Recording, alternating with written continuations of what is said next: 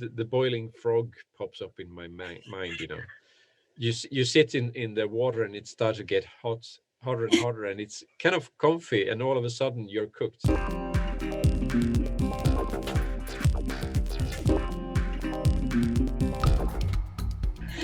So Yeah, so we've done the funnel bit there, but yeah, we need to go on to the bit where I was.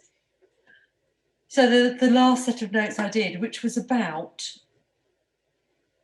those trigger points where I think people do something, basically where they're, I don't know, putting that flag up to say, something's not right. They're taking an action to yeah, resolve an issue. yeah, And actually, I think I said this to you, but having helped my son search for a job, because he finished college and it was COVID, he was going to go traveling and all this stuff. It was really difficult to find him a job, because he doesn't have any work experience or anything. So you can't really exclude many adverts. Well, you can, obviously, he doesn't want to work in the health service, but very difficult. But what I found is looking at all these job adverts, there was a very common theme, and it was proficient with Excel. There's a lot of companies out there yeah, who want people to do, just administering, flow of products or whatever. But there's a lot of people who want people with expertise in Excel. So yeah. I thought that is definitely a trigger point. Mm-hmm. And they're probably all doing the same kind of thing as well. You could probably write, I suspect that there are a lot of generic sort of browser-based software things now, aren't there, for like booking systems and, I don't know, invoicing and connecting your books with your... Yeah, everyone is sitting in their own silo and trying to reinvent the wheel again, Yeah. using Excel. Yeah. So that was one of my trigger points that I noticed. And I think Yeah. you were saying, I think you said that one that did sort of stretch my mind, where you were saying, people who are looking to buy more like files and folders and things, because obviously that's suggesting they've got a lot of paperwork. Why? Yeah. Who wants boxes and boxes of paperwork? So that was a good one as well. And then I something about the Excel one. I looked on LinkedIn, and there's actually a group for, expert Excel users. Yeah. Which made me think, wow, it's tempting to join just to see the sort of things that people are doing with Excel. Because Yeah. they often, But that's good inspiration for topics. Yeah. Oh yeah. So try to join there, and apart from learning about Excel, you will also learn what kind of questions are people asking again and again, and then you can make a Yes. video about it or produce some content that shows how you can do it in Excel and how you probably should do it using Dataflex. Yeah. Yeah. I mean, the thing is, and Mike and I have both agreed there's nothing wrong with Excel. There's absolutely nothing wrong, and perfectly okay to do that. But I think the downside of using something like Excel is there's there's not so much process that's taken care of within your organisation. So you'll have your Excel spreadsheet with about 10 different tabs on. I'm speaking from experience here as well. Yeah. And some poor new person starts who has to take over the job from the previous person. It's like it's all on that spreadsheet. Yeah. But there's no process, and there's no flow. No. You are not guided through the No, data and in a it's good way. yeah, it's that having to sort of know to go and check things, and that's fine. You can sort things by date and that kind of stuff, but it's that having that little link, isn't it? Where instead of having to go into that spreadsheet, just having a nice dashboard or a portal or something that's there on your desktop. This is what's running out today or expiring today, and it just makes life so much easier for handover as much of anything of staff. And then all of a sudden you come the Excel sheet crashes, or you come to delete some data that you shouldn't have deleted. Or one of the most common ones, you replace a formula with an actual number instead, and All then right. everything breaks because the formula is dependent on some other data somewhere else, and then the kind of total in the end is completely off. Yeah. Yeah, Oh, and when you've got more than one person wanting to access, because because everything's on the spreadsheet, and yeah. then you get more than one person opening the spreadsheet and that kind of thing, and who, Mhm. yeah, who's got the spreadsheet open? Yeah, and user access. Oh, the customers want to access this data. Oh, then we make a copy and delete all the data the customer should not see. Yeah. Yes. Yeah. I'm laughing because I think I must have experienced all of these. Yeah, but we run into these We all the all have. time because that's the reason some clients come to us.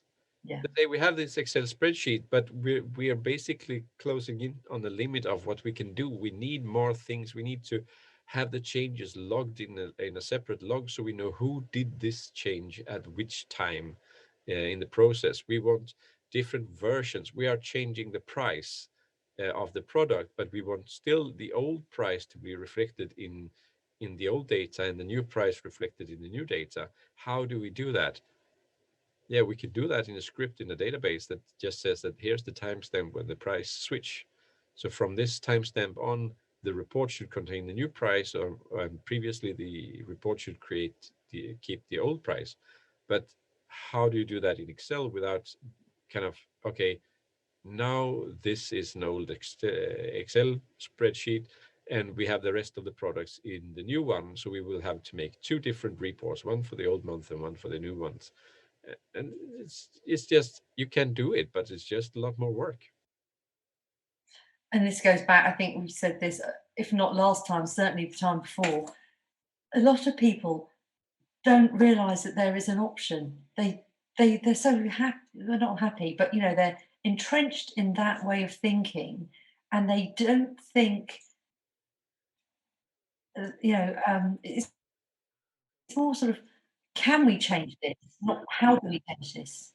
I just the boiling frog pops up in my mind. You sit in the water and it starts to get hotter and hotter, and it's kind of comfy, and all of a sudden you're cooked. The same with Excel. You start out because it's very easy to just put numbers in the Excel spreadsheet, but then it grows and grows, and then you're kind of screwed. I like that, the boiling frog. It really is. Oh dear. Oh. Yeah, so one article could be like how to avoid being the boiling frog using Excel. That I'll could make be a an note of attention grabber. that. I would want to know that. How do I avoid being a boiling frog using Excel? Um, I'm going to have to join that group actually, just to Yeah, just to find out more. Really, I do have a curiosity about that. yeah, I do that often as well. I try to join different groups that I might target, not to post comments and stuff that promote them, because that might get you kicked out of the group, but Yeah, just yeah, to do research, figure out what kind of questions are people asking, and perhaps ask some questions of my own or give some answers from time to time. Sometimes I do have the answer. So yeah. Oh yeah, the groups, they are good. I've joined a WordPress one mhm. because our website is WordPress, and I never really. To be honest, I'm always too late. By the time I get to see a question that I know the answer to, 20 There's people have already responded. They're so fast, yeah. aren't they? But it is useful. I do enjoy being in those groups. Not many, but okay. That's been useful again for me today, Johan, because that thing we were just talking about. So, like with, for example, the Excel group, the type of problems people have. Actually, that's the kind of thing that we should be writing blogs about as well, not just the techie stuff, which is aimed at the developers.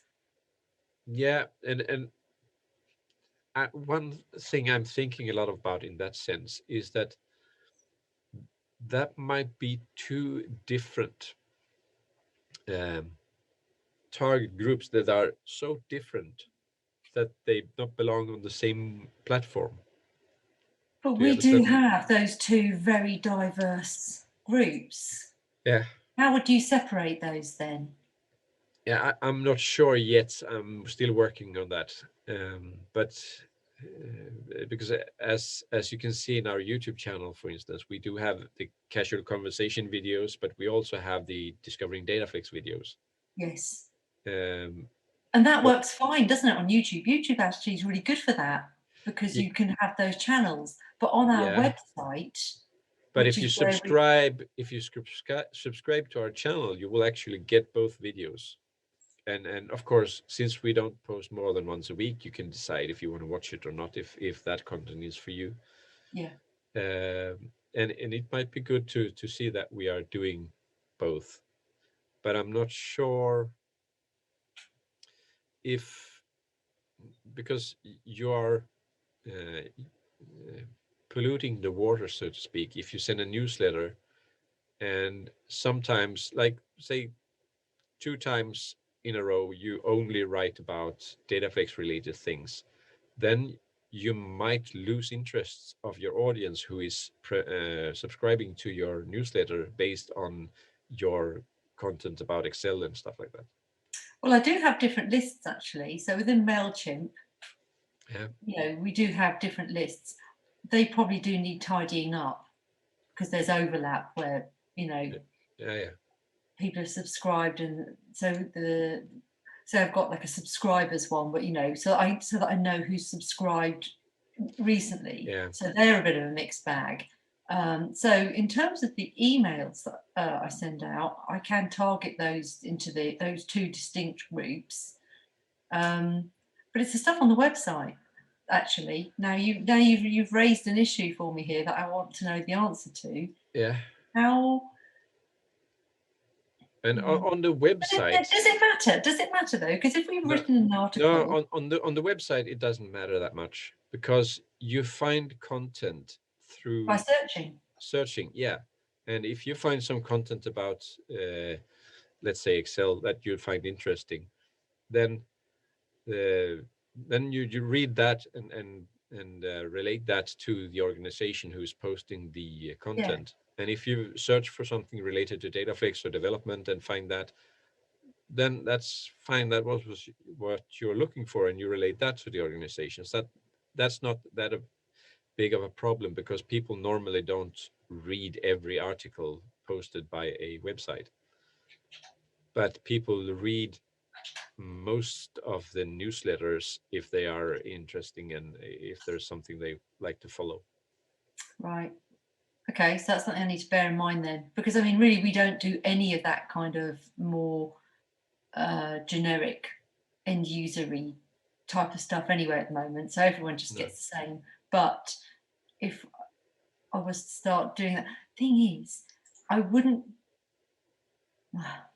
I don't think I would be able to write enough of that to send out in a newsletter no, regularly. no. We have a similar problem there as well. That's why we're doing these videos to see, because that's easier to have a conversation about that type of content Yeah, I and can see see that. what we can do Okay. with that. Yeah, All right. but we'll have to try it out and see, and just thinking about it also helps, even though doing is more effective.